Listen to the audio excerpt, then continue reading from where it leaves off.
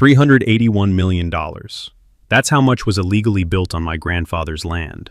While this HOA president pocketed every cent of rent for 15 straight years. 847 massive homes on 1,300 acres that have belonged to my family since 1952. Then one day, she struts up in her designer heels and spits, "Get that trashy truck off my mountain before I call the cops on you, white trash." She had no idea she was standing on land I now own, including the house she lives in. My grandfather died thinking we lost everything. She lived like a queen off our money. But when I found that old 1952 contract in his safe, one hidden clause changed everything. This is the sweetest revenge on a greedy Karen who's about to lose it all. What would you do? Comment below where you're watching from, and if you've ever dreamed of destroying someone untouchable like this. Let me back up and tell you how this whole mess started. 3 days after my grandfather Ezra passed away, I maxed out my credit card to drive 12 hours from Ohio to settle his estate. I'm a mechanic, calloused hands, oil under my fingernails, behind on rent for 3 months. Figured I'd inherit his old cabin, sell it quick to pay for his funeral, and maybe keep the lights on another month. My family had been broke for as long as I could remember. Dad always said Grandpa made poor choices with money. We'd grown up hearing stories about how he'd wasted the family fortune on worthless mountain land, instead of investing in something practical. The smell of pine sap and old leather hit me when I walked into that cabin. Dust particles danced in afternoon sunlight streaming through windows he probably hadn't cleaned in 20 years. Everything felt frozen in time. His coffee mug still on the kitchen table, reading glasses folded next to hand-drawn surveyor maps from the 1940s. See, Grandpa Ezra was the original surveyor for this area, but 1,300 acres of pure Colorado wilderness for $3,200 in 1952, when it was nothing but pine trees and elk trails. The family always joked he got the worthless land, while smart investors bought downtown plots. Every family gathering ended with someone mentioning Ezra's big mistake. Turns out the joke was on all of us. I was sorting through his papers, old receipts, faded photographs, engineering notes in his careful handwriting, when I heard the crunch of gravel outside. Then came the click, click, click of designer heels marching up my driveway like a metronome of pure entitlement. "Excuse me, sir." The voice had this ridiculous fake British accent that screamed, "I watch too much Downton Abbey."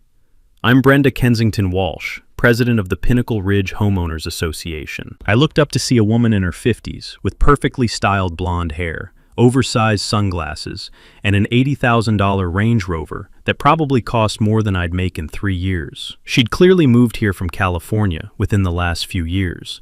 Everything about her screamed, "I'm better than you mountain people." "Ma'am," I nodded, stepping onto the porch. The autumn leaves crunched under my work boots. "This community has standards," she announced, scratching her acrylic nails against a clipboard loaded with official-looking forms. "That eyesore truck needs removal immediately. We simply cannot have 847 homeowners' property values affected by this situation. 847 families. I filed that number away for later. My husband Dennis works for the county assessor's office," she added with a smug smile that made my skin crawl. "We know exactly what this property is assessed at, which frankly isn't much compared to our community standards." What she didn't know, what nobody in this whole damn neighborhood knew, was that every single one of those pristine McMansions was sitting on land my family had owned since 1952. The property management company had been collecting over $12,000 monthly in lease payments that should have been coming to us for the past 15 years. While my grandfather died believing we'd lost everything, this woman was living like royalty off our inheritance. And here's the kicker I was starting to realize. If those lease payments had been stolen, and if I could prove ownership, I could charge whatever rent I wanted. Market rate for prime mountain property? About triple what these people were currently paying. But I didn't say any of that. Not yet. "I'll handle the truck situation," I said simply, watching her scribble violation notices with those ridiculous nails. She handed me an official-looking paper with the HOA seal. "You have 72 hours to comply, or face $500 in daily fines. Welcome to Pinnacle Ridge, Mr. Brennan. Cole Brennan. Well, Mr. Brennan, I do hope you'll fit in better than your grandfather did." As her Range Rover purred away down the mountain road, I stood there holding that violation notice, listening to the wind whistle through the pines. I thought about those 847 families, about 15 years of stolen payments, about what they'd say when they found out who really owned their mountain paradise. Time to find Grandpa's hidden safe and see what secrets he'd been keeping. The next morning, I woke up to flashing red and blue lights outside my window. 2 sheriff's deputies stood on my porch at 6 a.m., looking like they'd rather be anywhere else.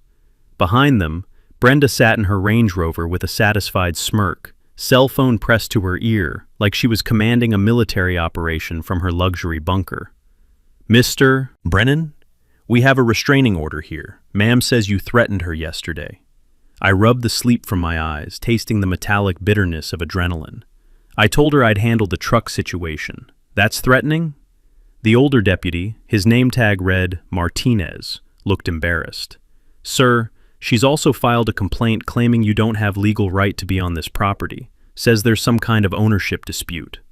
"Officers, I inherited this place 3 days ago. I've got the death certificate and deed paperwork inside." Deputy Martinez nodded. "That'd be helpful, sir." Mrs. Walsh also mentioned something about back taxes. Her husband Dennis works for the county assessor's office, says he knows the real situation here. That's when the first piece clicked. Dennis Walsh, county assessor. No wonder this scam had run so smoothly for 15 years. After the deputies left, I drove into town with the smell of pine needles and morning frost sharp in my nostrils. The Pine Ridge Public Library sat on Main Street like something out of a Norman Rockwell painting, complete with hand-painted signs that probably violated 6 HOA rules in Brenda's perfect world. Inside, I met Mrs. Opal Cartwright, the librarian who'd apparently been there since the Eisenhower administration. She had silver hair, kind eyes behind thick glasses, and moved between the stacks with the quiet confidence of someone who knew where every secret was buried. "You're Ezra's grandson," she said before I even introduced herself. "Heard about the trouble with that Kensington Walsh woman. Your grandfather was a good man. That woman made his last years hell, always threatening lawsuits over some imaginary covenant violation." The musty scent of old paper filled my lungs as Mrs. Opal led me to the county records section. What we found in those yellowed file folders made my hands shake with anger. Starting in 2005, the assessed value of my grandfather's land had been mysteriously lowered from $2.8 million to just $180,000. Every year, Dennis Walsh had signed off on keeping it artificially undervalued. I remembered my father mentioning something years ago about property taxes being surprisingly manageable on the mountain land. Now I knew why. "This is fraud," Mrs. Opal whispered, running her finger down the assessment records. "Plain and simple." My lawyer father had always told me that when property taxes are based on fraudulent assessments, it can void any squatter's rights claims. Suddenly, that advice made perfect sense. If Brenda tried claiming she owned this land through long-term occupation, these fake tax records would destroy her case in court. The rough texture of decades-old property deeds felt like evidence under my fingertips. Each document told the same story, systematic manipulation going back to when the Walshes first got involved. By noon, I'd called Janet Torres, a property attorney in Denver, who specialized in land disputes. Her voice carried the sharp confidence of someone who'd seen every trick in the book. "Mr. Brennan, you need to file what's called a quiet title lawsuit immediately. It forces everyone to prove their ownership claims in court with real documentation. Given what you've described, we have grounds to challenge every property transfer in that subdivision." While I was building my legal case, Brenda was busy with her own warfare. She'd created a Facebook group called Protect Pinnacle Ridge from Undesirable Elements, where she posted Ring doorbell footage of me performing highly suspicious activities, like checking my mailbox and walking to my truck. The comments section read like a paranoid neighborhood watch meeting, with neighbors debating whether I was a drifter or just not our kind of people. Honestly, watching suburban moms analyze my morning routine like I was some kind of criminal mastermind was better entertainment than cable TV. The sound of my phone buzzing interrupted my research. Sheriff Martinez, who I'd learned was Brenda's brother-in-law, had started scheduling wellness checks on me twice daily. Nothing says innocent homeowner quite like turning law enforcement into your personal harassment squad. But Brenda had made one crucial mistake. While she was playing Facebook warrior and pulling family strings, she'd revealed the scope of their operation. Dennis's involvement meant this wasn't just stolen rent money. This was systematic document fraud involving county officials. I could smell the approaching storm in the crisp mountain air as I sat in my truck outside the library. The engine ticked as it cooled, and I realized I wasn't just fighting an entitled HOA president anymore. I was about to take on an entire network of corruption that had been stealing from my family for 15 years.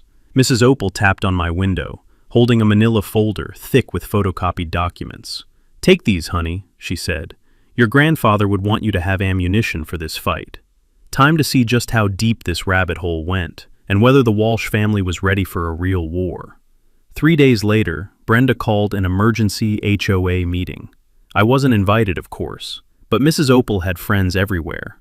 According to her source, Margaret Flynn, a retired teacher who lived 2 streets over, Brenda had worked herself into a complete frenzy trying to rally the neighborhood against me. She kept pacing back and forth like a caged animal, Margaret told me over coffee at the local diner, talking about undesirable elements and protecting our investment. Then she called for an official vote, declaring your cabin a public nuisance. The smell of bacon grease and fresh coffee filled the small restaurant as Margaret described the meeting. Only 12 homeowners had shown up out of 847, but Brenda declared it a mandate from the community anyway. Apparently, basic math wasn't a requirement for HOA leadership. "Here's the real kicker," Margaret continued, lowering her voice. She announced a new monthly security fee, $200 per household, to hire private patrol guards. Said it was necessary because of recent security threats. I nearly choked on my coffee. $200 times 847 homes meant another $169,400 monthly flowing straight into Brenda's bank account, disguised as community safety. At this rate, she'd be charging homeowners for the privilege of breathing mountain air. That afternoon, I decided to take a walk around my property lines with the trail cameras I'd ordered online. Perfectly legal to install on your own land, and given recent events, probably necessary. As I mounted the first camera near the eastern boundary, I heard the rumble of a dump truck approaching through the trees. The sound of diesel exhaust and grinding gears echoed off the mountainside. Dennis Walsh was behind the wheel, backing up to dump a load of construction debris right onto my property. Broken concrete, rusty rebar, and what looked like old roofing materials scattered across the forest floor, with a crash that sent birds fleeing from nearby trees. I stayed hidden behind a cluster of aspens, letting my new camera capture everything. The sound of hydraulic pistons groaned as the truck bed lifted, spilling more trash across the meadow where my grandfather used to watch elk graze. When Dennis finished and drove away, I walked through the mess he'd left behind. The acrid smell of old tar and concrete dust burned my nostrils. This wasn't just illegal dumping. It was a calculated attempt to contaminate my land and justify some kind of environmental cleanup seizure. But I had bigger concerns when I got back to the cabin. Buck Martinez was waiting on my porch. Buck owned the hardware store in town, a weathered man in his 50s with calloused hands and the steady demeanor that comes from decades of honest work. He'd been watching me install security equipment all week, and finally decided to speak up. "Son, you need to know what that woman's been doing to local businesses," he said, settling into one of grandfather's old porch chairs. "She's been making donation requests from every shop on Main Street, claims the HOA board voted to support local commerce, but anyone who doesn't pay up suddenly gets mysterious building code violations." The pieces were clicking into place. Brenda wasn't just stealing from homeowners. She was running a full-scale protection racket throughout the entire town. "Last month, she hit up my store for $500, Buck continued. "When I refused, suddenly the county inspector found safety violations in my electrical system. Cost me $3,000 to fix problems that magically appeared after Dennis Walsh's office got involved." That's when I remembered something my uncle had drilled into me during his brief stint as a real estate agent. Property owners control easements, the legal rights that allow people to cross their land to reach other properties. Years ago, he'd told me about a case where a rancher had legally blocked access to an entire subdivision just by closing his private road. "Buck, how many of these houses use the main mountain road to access their properties?" His eyes lit up with understanding. "Son, that road cuts right through the heart of your grandfather's original property. Every single house in Pinnacle Ridge depends on it to get in and out." That evening, I spread grandfather's surveyor maps across the kitchen table, tracing the original 1952 boundaries with my finger. The main access road, the one Brenda's Range Rover used twice daily, the one that connected all 847 homes to civilization, ran directly across land that had belonged to my family for 70 years. The rough paper felt like raw power under my hands as I realized what this meant. I didn't just own the land under their houses. I controlled their only escape route. My phone rang before I could fully process this discovery. Janet Torres, my attorney, had urgent news. "Cole, Brenda just escalated to federal level. She filed a complaint claiming your property contains protected wetlands, requiring immediate government oversight. If the EPA buys her story, they could seize everything through eminent domain." The taste of rage filled my mouth as I stared out at the pristine mountain meadows my grandfather had protected for decades. Brenda was pulling out every weapon in her arsenal, bringing in federal agencies to steal what local corruption couldn't touch. But she just made her biggest mistake. Because now I knew exactly how to cut off her entire kingdom with one simple legal move. Time to stop playing defense and start choking off her escape routes. The next morning, Brenda made her boldest move yet. She showed up at my door with a manila folder and what looked like expensive legal counsel, a man in a $1,000 suit who introduced himself as Mr. Whitmore from the Denver firm of Whitmore, Sterling and Associates. "Mr. Brennan," Brenda announced, her fake British accent thicker than usual, "we've come to resolve this unfortunate misunderstanding once and for all." The smell of her overpowering perfume, something that probably cost more than my monthly rent, mixed with the crisp mountain air as she handed me a document. "This is the original 1955 land agreement between your grandfather and the previous HOA president, Harold Kensington. It clearly states that Ezra Brennan sold all development rights to the Pinnacle Ridge Community Association in perpetuity." I studied the yellowed paper, noting the official-looking stamps and carefully aged appearance. At first glance, it seemed legitimate, until my mechanic's eye for detail caught something that made my bullshit detector start screaming. "This is interesting," I said slowly. "My grandfather's signature looks remarkably similar to his 1970s handwriting style, not his 1950s penmanship." Whitmore cleared his throat nervously. "Mr. Brennan, document analysis can be tricky for lay people. This agreement has been properly authenticated." "By who? And why does this 1955 document mention zip codes when they weren't invented until 1963? The look that passed between Brenda and her fancy lawyer was worth every penny of his probably outrageous hourly fee. Apparently, Google wasn't part of their forgery research process. That afternoon, I drove the document straight to Janet Torres's office in Denver. She took one look at it and started laughing so hard she nearly spilled coffee on her desk. "Cole, this is the most amateurish forgery I've seen in 20 years of practice. Wrong paper stock for the 1950s, modern ballpoint pen ink, and whoever did this clearly failed basic American history."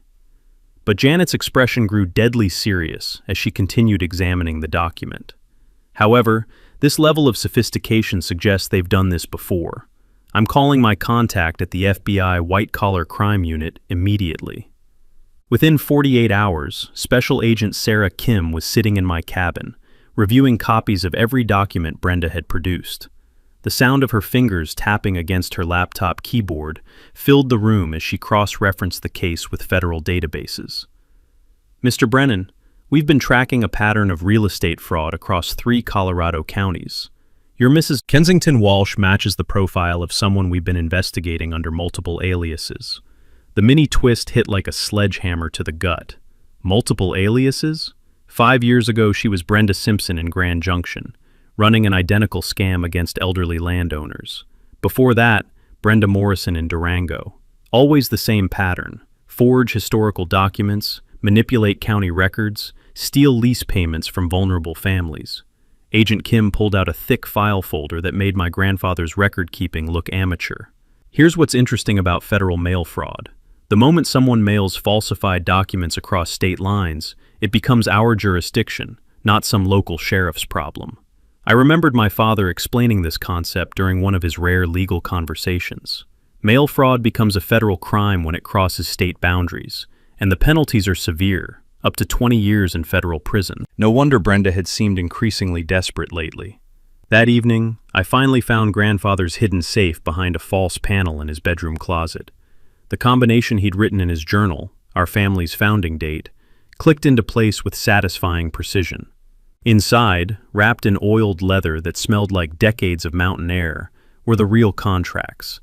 The actual 1952 surveyor agreement, legitimate lease documents from the original development, and most importantly, the 99-year land lease agreement that had quietly expired in 2020. The rough texture of authentic 1950s paper felt completely different from Brenda's modern forgery, like the difference between fine sandpaper and plastic wrap. These documents carried the weight of history, but the real revelation was in grandfather's handwritten notes, tucked between the official papers. 15 years of documented harassment, theft, and intimidation. Names, dates, amounts stolen. A meticulous record of everything the Walsh family had done to him. The most heartbreaking entry was dated just 2 months before his death. They think they've broken me, made me believe I'm just a crazy old man, but I've kept records of everything. Someday, someone will make this right. My hands shook as I read his final note. The reversion clause activates if lease payments are interrupted for more than 60 consecutive days. All improvements become property of the landowner. Since no legitimate payments had been made since 2005, every house in Pinnacle Ridge legally belonged to me. My phone buzzed with a text from an unknown number. Stop digging or you'll regret it. Some secrets are better buried. I looked out at 847 homes twinkling in the darkness, then at Agent Kim's business card. Brenda had just threatened the wrong grandson. I called Janet Torres at 7 a.m. the next morning. Janet, I need you to explain something to me. What exactly is a reversion clause? Her voice was sharp and awake, despite the early hour. Where did you find that term, Cole? In my grandfather's original 1952 contract. It says all improvements revert to the landowner if lease payments are interrupted for more than 60 days. The silence on the other end lasted so long I thought the call had dropped. I could almost hear the wheels turning in her legal mind. Cole, she finally said, her voice barely above a whisper. Are you telling me there's an active reversion clause in the original surveyor agreement? That's exactly what I'm telling you. And according to grandfather's notes, no legitimate lease payments have been made since 2005. Jesus Christ. Cole, do you understand what this means?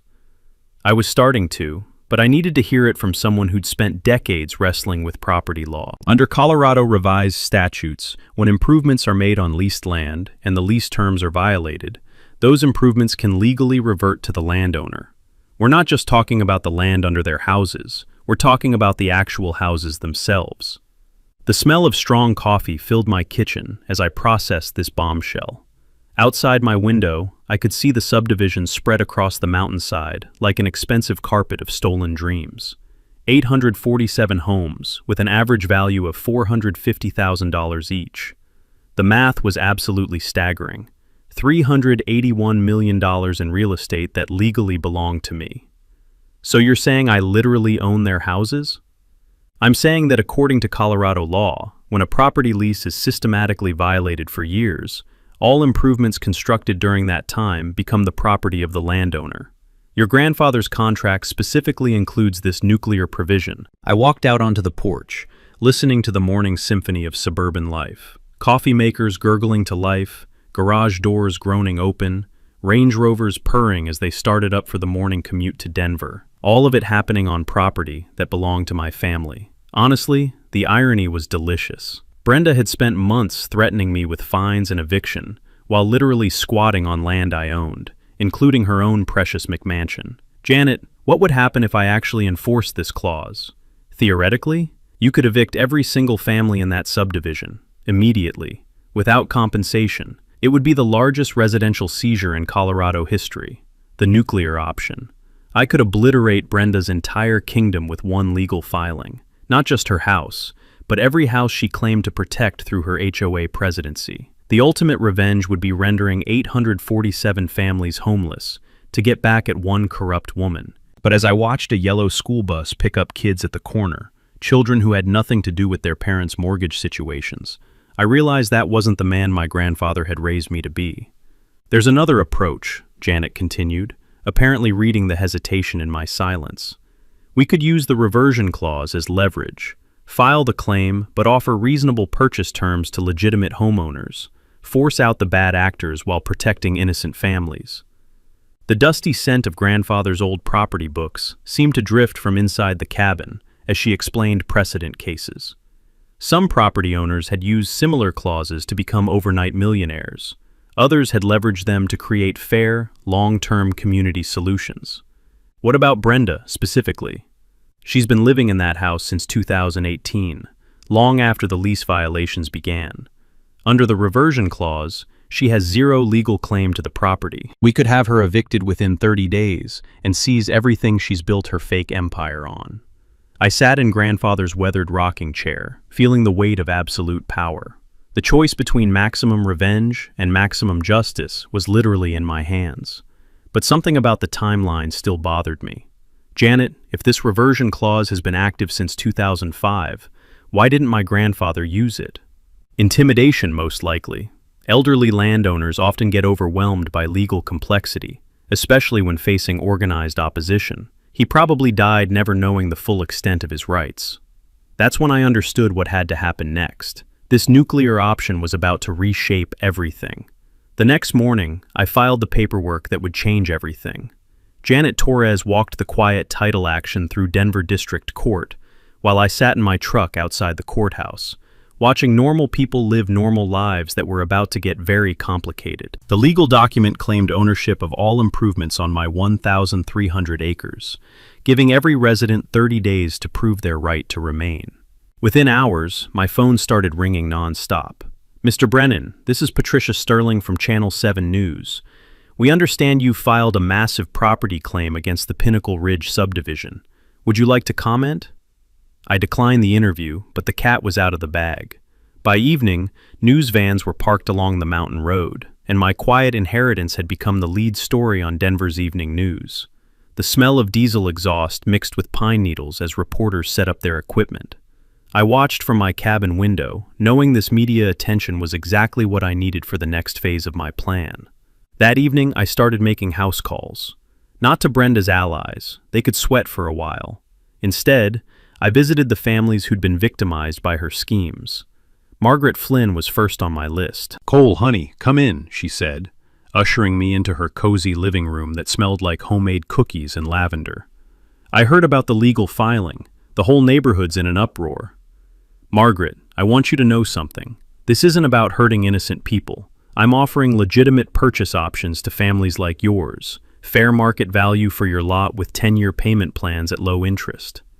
The relief in her eyes was immediate. "You mean we can stay?" "Not only can you stay, but you'll finally own your land free and clear. No more HOA fees, no more Brenda's fake security charges, no more Dennis manipulating your property taxes." I spent the weekend visiting 43 families, explaining the same offer. The sound of grateful tears and relieved laughter followed me from house to house. These people had been living under Brenda's thumb for years, paying illegal fees and enduring constant harassment. Meanwhile, I was installing more than just security cameras around the property. Buck Martinez had introduced me to his nephew, Tony, a former Army communications specialist who now ran a private security company. The whir of drill motors filled the mountain air as we mounted high-definition cameras at every access point to the subdivision. "These aren't just recording devices," Tony explained, adjusting a camera near the main gate. "They're streaming live to a secure server with facial recognition software. Anyone who enters or leaves this property gets logged automatically." But the real trap was more subtle than surveillance equipment. I'd learned something important during my research: one-party consent recording laws in Colorado. As long as one person in a conversation knows it's being recorded, it's completely legal. I started carrying a small digital recorder everywhere, capturing every interaction with Brenda and her allies. The rough plastic casing felt like insurance in my pocket. Sarah Sterling, the local newspaper editor I'd met through Mrs. Opal, had become an invaluable ally. She'd been investigating Brenda's schemes for months, collecting testimonies from local businesses that had been extorted. "Cole, I've got statements from 12 business owners, she told me over coffee at the local diner. Hardware stores, restaurants, even the post office. Brenda's been running protection rackets throughout the entire county. The aroma of fresh coffee mixed with the excitement in Sarah's voice as she laid out her investigation files. This wasn't just about my family's stolen land anymore. We were documenting a criminal enterprise that had been bleeding this community dry for years. "What's your publication timeline?" I asked. "I'm holding the story until you're ready. When you spring whatever trap you're building, I want to be there with cameras rolling." Here's something most people don't know about property ownership research. Every document is public record, available to anyone willing to spend time at the county clerk's office. I spent entire afternoons teaching concerned homeowners how to trace their own property histories, showing them how Dennis Walsh had manipulated their assessments. "Look at this," I explained to Robert Kim, a software engineer who lived 3 streets over. "Your house was assessed at $320,000 in 2019, but Dennis lowered it to $180,000 the next year. That's not market fluctuation. That's systematic fraud designed to reduce county tax revenue. The technique is simple. Request property assessment records by address, compare year-over-year values, and look for dramatic decreases that don't match market trends. When you find patterns of manipulation, you've got evidence of corruption." But my favorite part of the plan was the bait I'd been dangling. Through Margaret Flynn, I'd started spreading rumors that I was desperate for a quick settlement and overwhelmed by the legal complexity. I even had her mention that I was considering selling everything to a Denver developer who'd tear down the subdivision and build condos. The texture of grandfather's old fishing line felt familiar in my hands as I set this particular hook. Within days, Brenda started making calls to schedule a private negotiation to resolve our unfortunate misunderstanding. She thought she was about to prey on another overwhelmed family member. Instead, she was walking into the most comprehensive legal trap I could design. All I needed now was the perfect venue for her final performance, with witnesses, media, and law enforcement present to watch her empire crumble in real time. The community center would work perfectly. Brenda took the bait faster than I expected. 3 days after word spread about my desperation, she showed up at my door with a completely different energy. Gone was the imperious HOA president with her clipboard of violations. This woman looked like she hadn't slept in weeks, her usually perfect makeup slightly smudged around the edges. "Mr. Brennan, I believe we got off on the wrong foot," she said, her fake British accent wavering like a bad radio signal. "Perhaps we could discuss a mutually beneficial arrangement." I invited her onto the porch, making sure my hidden recorder was running. The morning air carried the scent of pine sap and her increasingly desperate perfume, something that probably cost more per ounce than my monthly groceries. "What did you have in mind?" "Well, I've spoken with some investors in Denver. They're prepared to offer you $500,000 for a quick resolution to this unfortunate legal confusion." $500,000 for property worth $381 million. The audacity was breathtaking, even for Brenda. "That's generous," I said carefully, "but I'll need time to consider all my options." Her relief was almost pathetic to witness. Of course.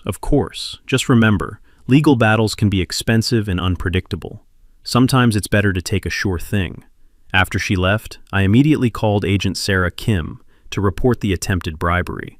But Brenda's desperation was just getting started. That night, I was jolted awake by the sound of splintering wood and diesel engines. Through my security cameras, I watched a crew of 3 men with jackhammers attempting to damage my cabin's foundation, trying to make it look like a legitimate utility emergency at 2 a.m. The sound of breaking concrete echoed through the valley as they worked to undermine my home's structural integrity. But here's the mini twist that made everything perfect. One of the workers answered his cell phone during the covert operation. "Yeah, Mrs. Walsh, we're working on it now." His voice carried clearly through the mountain air. "Should look like a gas line leak caused the damage. Insurance will cover the demolition, and then you can claim the whole property's uninhabitable. Insurance fraud, attempted destruction of property, and criminal conspiracy, all captured in high-definition video with timestamps and GPS coordinates. But when I tried to call 911, I discovered Brenda's most dangerous escalation yet. My phone had no service, neither did my landline. Someone had cut the communication cables running to my property, isolating me completely from outside help, while the accident was being staged. For the first time since this whole thing started, I felt genuinely afraid. Brenda wasn't just playing legal games anymore. She was willing to physically harm me to protect her empire. I had to rely on my emergency radio to contact Buck Martinez, who called the sheriff's department from town. By the time deputies arrived, the sabotage crew had vanished, leaving behind only tire tracks and damaged foundation concrete. The next morning brought more bad news for Brenda's operation, though. Dennis Walsh got fired from the county assessor's office after the internal investigation revealed 12 years of systematic fraud. The sound of his county-issued truck being repossessed echoed through the subdivision as neighbors watched from their windows. But that's when Brenda made her most desperate and dangerous move. She started a whispering campaign, claiming I was mentally unstable and potentially violent.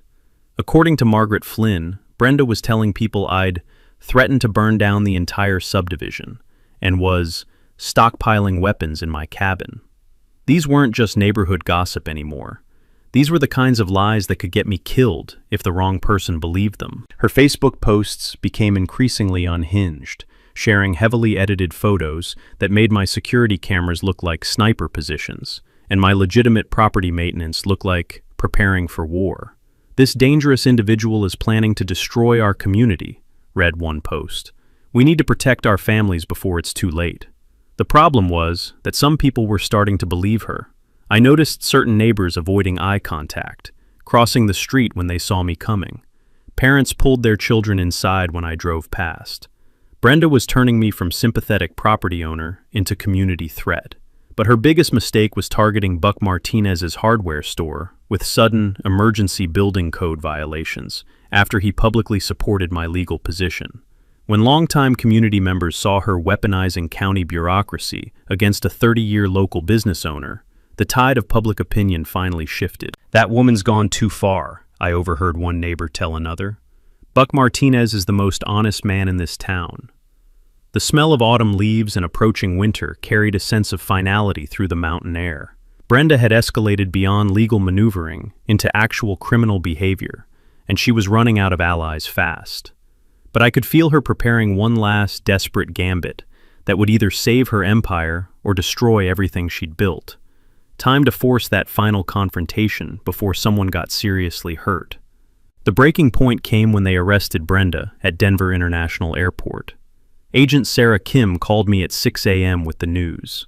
"Mr. Brennan, your Mrs. Walsh was caught trying to board a flight to Costa Rica with a suitcase containing $847,000 in cash from various HOA accounts." The sound of my coffee mug hitting the kitchen counter echoed through the cabin. 847,000? Interesting number, isn't it? Almost exactly $1,000 per house in the subdivision. Looks like she was planning to disappear with every penny of treasury funds she could grab. Brenda's final mini-twist was that she'd been systematically draining HOA accounts for months, knowing her empire was about to collapse. While residents paid their monthly fees, she was literally stealing their money to fund her escape plan. But getting arrested while fleeing the country had triggered something much bigger than local fraud charges. "The IRS is now involved," Agent Kim continued. "Turns out Mrs. Walsh has been claiming those stolen lease payments as tax deductions for property management expenses on her federal returns. We're looking at tax evasion, money laundering, and wire fraud charges spanning multiple states." By noon, news vans were lined up along the mountain road like metallic vultures. The story of an HOA president stealing millions and getting caught fleeing to Costa Rica was cable news gold. But the real drama was happening inside the subdivision itself. With Brenda in federal custody, her remaining allies began turning on each other faster than reality TV contestants. Dennis Walsh, desperate to save himself, started cooperating with investigators and revealing the full scope of their operation. Margaret Flynn called me around 2 p.m. with updates from her neighborhood network. "Cole, honey, you won't believe what's happening. 3 more HOA board members just resigned, and someone spray-painted thief on the Martins' garage door." The Martins had been Brenda's most vocal supporters, claiming I was trying to destroy property values and demanding the county seize my land through eminent domain. Now that the FBI had revealed the extent of Brenda's theft, anyone associated with her was facing community backlash. "There's something else," Margaret continued. "A bunch of us are organizing a residents' coalition. We want to formally support your settlement offer and ask you to help us create a legitimate HOA board." This was exactly what I'd been hoping for. That evening, I called a town hall meeting at the community center for the following week. The smell of fresh-cut lumber filled the air as Buck Martinez and his crew set up additional seating to accommodate the crowd we were expecting. Sarah Sterling, the newspaper editor, had been saving her investigation for this moment. "Cole, I'm ready to publish everything. 15 years of financial records, testimony from 37 victims, documented evidence of corruption at every level." The rough texture of her manila folders felt like justice under my fingertips as she showed me the scope of her reporting. This wasn't just about my family's stolen land anymore. It was about exposing an entire network of corruption that had been bleeding the community dry. My headline is "The Mountain Mafia: How One HOA Stole Millions," she said with obvious satisfaction. "It goes live the morning of your town hall meeting." But the most important development was something I hadn't expected. Families throughout the subdivision started approaching me directly with settlement requests, not because they had to, but because they wanted to be part of building something better. "Mr. Brennan, we've been living under that woman's thumb for 5 years, said Jennifer Walsh, no relation to Dennis, a single mother who lived near the subdivision entrance. "The idea of owning our land free and clear, no more HOA fees, no more arbitrary fines, it sounds like freedom." The sound of genuine gratitude in her voice reminded me why I was fighting this battle. These weren't enemies. They were neighbors who'd been victimized by the same corruption that killed my grandfather. By the end of the week, I'd received formal purchase requests from 673 of the 847 households. At $50,000 per lot, with 10-year payment plans at 3% interest, families would actually pay less monthly than they'd been paying in combined mortgage, HOA fees, and illegal security charges. The financial analyst I'd hired to structure the deals was amazed. "Cole, you're basically giving these people a 40% discount on market rate, while still generating enough revenue to fund community improvements and conservation projects." That's when I realized what my grandfather would have wanted. He'd bought this land because he believed in community, in families having a place to call home. Destroying that community to punish one corrupt woman would have betrayed everything he stood for. The aroma of pine needles and wood smoke from early fireplaces carried a sense of anticipation through the mountain air. Change was coming, and for the first time in months, it felt like positive change. But I knew Brenda's supporters weren't going to surrender quietly. The town hall meeting would be their last chance to fight back, and desperate people often made the most dangerous enemies. I spent the weekend reviewing my security footage, making sure every camera angle was perfect for what I knew would be Brenda's final performance. Because even from her federal holding cell, she was still trying to control the narrative. Time to give her an audience for the grand finale. The community center had never seen a crowd like this. 300 people packed into a space designed for half that number, with standing room only along the walls, and overflow seating spilling onto the front lawn. Local news crews had set up cameras in every corner, and I could smell the metallic scent of electronic equipment mixing with the nervous energy of an entire community. Sheriff Martinez, the honest one, not Brenda's brother-in-law, stood near the back with 2 deputies, keeping watch over what everyone expected to be a contentious meeting. I'd spent the morning reviewing my presentation with Janet Torres, making sure every legal detail was bulletproof. The PowerPoint slides on my laptop contained 15 years of documented evidence, financial records, and security footage that would finally tell the complete truth. "Ladies and gentlemen," I began, stepping up to the microphone that squealed with feedback before settling into clarity. 3 weeks ago, I inherited my grandfather's property. What I discovered changed everything we thought we knew about this community. The room fell silent, except for the whisper of recording equipment and the rustle of winter jackets as people leaned forward. Let me start with some numbers. For 15 years, a property management company has been collecting an average of $450 per month from each household in Pinnacle Ridge. That's over $12,000 monthly that should have been coming to my family as legitimate lease payments. Murmurs rippled through the crowd as people did quick mental math. But here's what makes it worse. While my grandfather died believing our family had lost everything, certain individuals were living like royalty off stolen money. I clicked to the first slide, showing Brenda's Range Rover, designer clothes, and expensive vacations. all funded by theft. That's when the back doors burst open.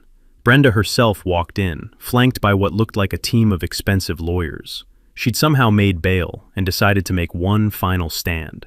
Her perfectly styled hair and fresh makeup couldn't hide the desperation in her eyes as she marched toward the front of the room.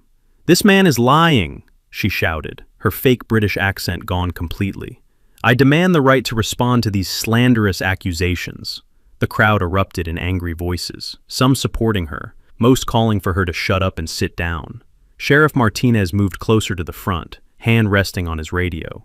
"Mrs. Walsh," I said calmly, "you're welcome to stay and hear the evidence, but this isn't a debate, it's a presentation of facts." I clicked to the next slide.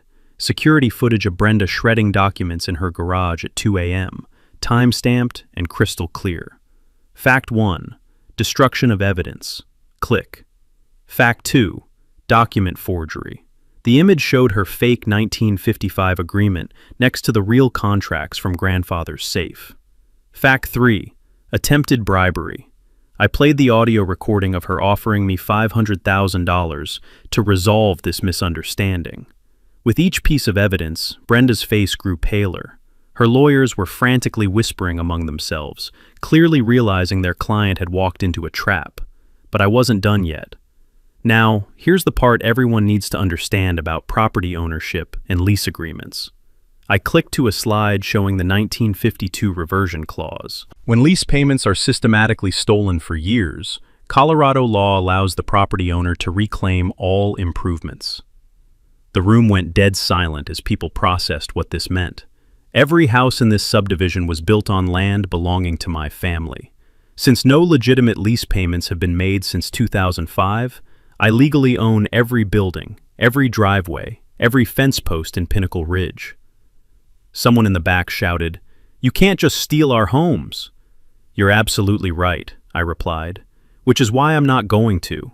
Instead, I'm offering every family the chance to purchase their lot at fair market value, $50,000 with 10-year payment plans at 3% interest." Relief swept through the room like a physical wave. But first, let me announce the immediate changes to your lease agreements. Effective today, monthly payments increase from $450 to $1,350 per household. The crowd erupted in outrage until I raised my hand for silence. That's market rate for prime mountain real estate. However, any family that signs a purchase agreement within 30 days will pay the reduced rate of $850 monthly until they complete their purchase. Now the math was working in everyone's favor. Most families would actually pay less than they'd been paying in combined mortgage, HOA fees, and Brenda's illegal charges. But Brenda wasn't finished. She stood up, shaking with rage, and screamed, "This is extortion. I built this community. I protected these property values. This man is destroying everything." That's when Agent Sarah Kim stepped forward from the crowd. "Mrs. Kensington Walsh, you're under arrest for federal wire fraud, money laundering, and tax evasion." The click of handcuffs echoed through the suddenly silent room. "You can't arrest me. I'm a pillar of this community. I know people in Denver. My lawyer will have your badge." Her meltdown was spectacular and heartbreaking at the same time. This woman, who'd terrorized an entire community for years, was reduced to screaming threats while being led away in handcuffs. The applause started slowly, with Margaret Flynn clapping from the front row. Then Buck Martinez joined in, followed by Jennifer Walsh and her neighbors. Within seconds, the entire room was on its feet, cheering as Brenda was escorted outside. Through the windows, we could see news cameras capturing every moment as she was placed in the back of an FBI vehicle. "Ladies and gentlemen," I said as the applause died down, "this was never about revenge. It was about justice and building a real community where families can afford to live and thrive." Sarah Sterling stepped up to the microphone next. "The Mountain Chronicle will be publishing the complete investigation tomorrow, documenting 15 years of fraud and corruption. But today marks the beginning of something better." As people filed out of the community center, shaking hands and making plans for their new future, I felt something I hadn't experienced since grandfather died: peace. 6 months later, Pinnacle Ridge looked like a completely different place. The artificial perfection of Brenda's HOA dictatorship had been replaced by something more genuine: families working together to build the community they actually wanted to live in. The sound of children playing in yards without fear of violation notices filled the mountain air, mixed with the aroma of backyard barbecues and genuine neighborhood conversations. Brenda received an 18-month federal sentence and was ordered to pay $2.3 million in restitution. The judge called her crimes a systematic betrayal of community trust that destroyed lives and families. Dennis got 6 months and permanent banishment from any government position. But their punishment wasn't the most satisfying part of this story. 847 families had successfully signed purchase agreements for their lots.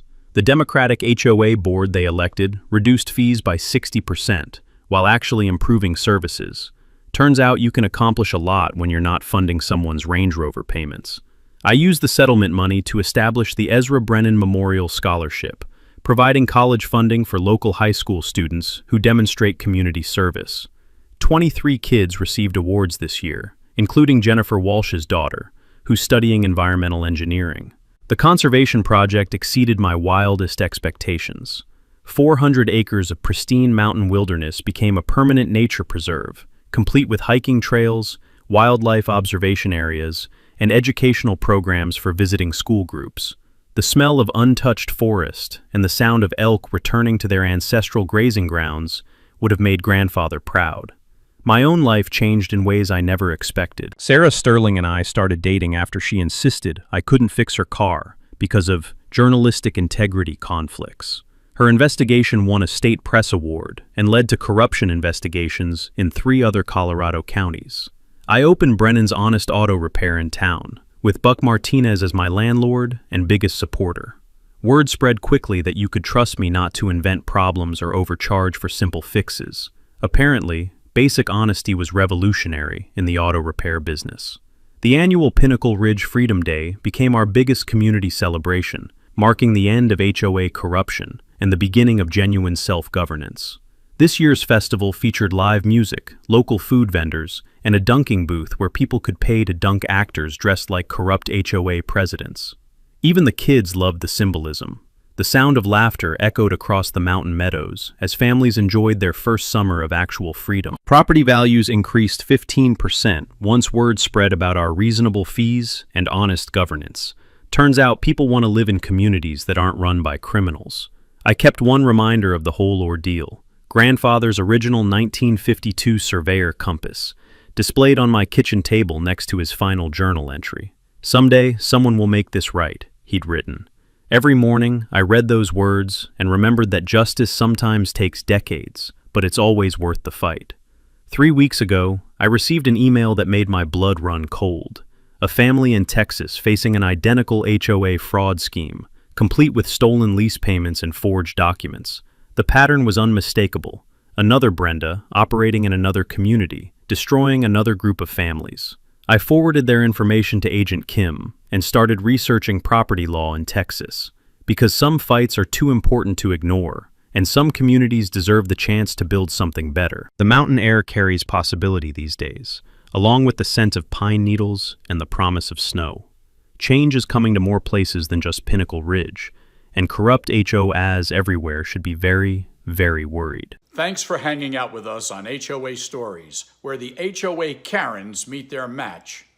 If this story had you cheering or cringing, go ahead and like the video, drop a comment with your reaction, and hit subscribe so you're ready for the next wild HOA tale.